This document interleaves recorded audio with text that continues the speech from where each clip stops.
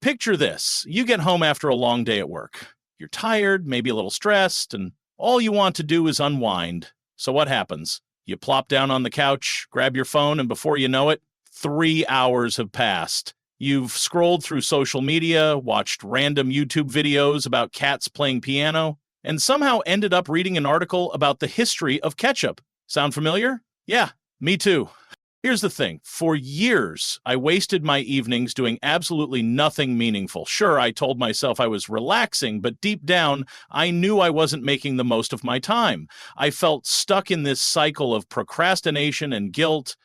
But then I decided to make some changes, and guess what? It worked. Today, I'm going to share 5 things I did to stop wasting my evenings after work and start using that time for stuff that actually matters. Whether you want to learn a new skill, spend more time with loved ones, or just feel less guilty about how you spend your downtime, these tips will help you take back control of your evenings. 1. Set an evening intention before you leave work. Here's a game changer. Before you leave work, take 2 minutes to decide what you want your evening to look like. Ask yourself, what's one thing I'd love to accomplish tonight? Maybe it's cooking a healthy dinner, reading a chapter of a book, or finally starting that hobby you've been talking about forever. When I started doing this, it completely shifted my mindset. Instead of walking in the door feeling aimless, I had a plan. And here's the best part, you don't have to stick to it perfectly. Just having that intention gives you direction so you're less likely to fall into the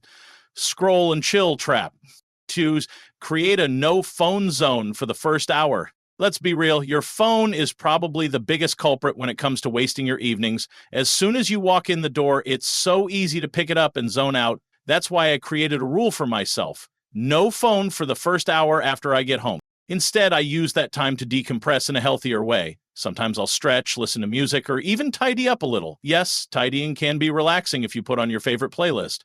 By the time I pick up my phone again, I feel calmer and more in control, and I'm less likely to mindlessly scroll. 3. Break down big goals into tiny steps. One reason we waste our evenings is because we think we don't have enough time to tackle big goals. Like, I'll never finish writing my novel in one night, so why bother? But here's the secret.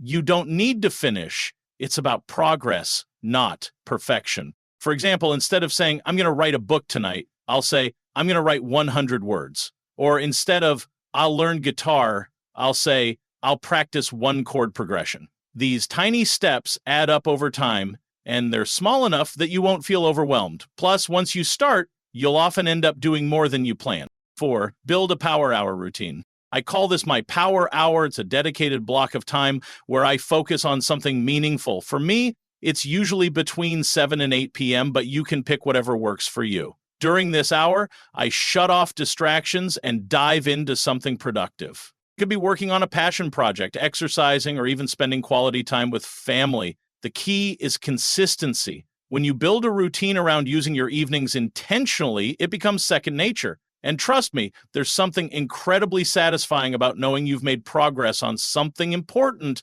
before the night is over. 5. Give yourself permission to relax without guilt. Now, here's the twist. Not every evening has to be super productive. Sometimes you just need to chill, and that's okay.